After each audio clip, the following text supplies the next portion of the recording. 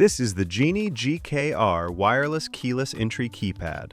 It allows you to operate a compatible Genie garage door opener using a personal pin without needing a handheld remote.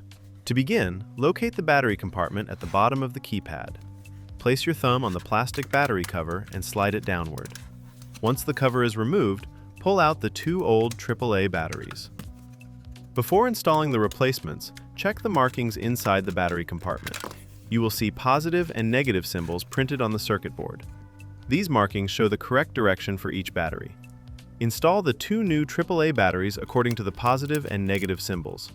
Make sure both batteries are seated securely inside the compartment. Align the plastic cover with the keypad and slide it upward until it locks back into place.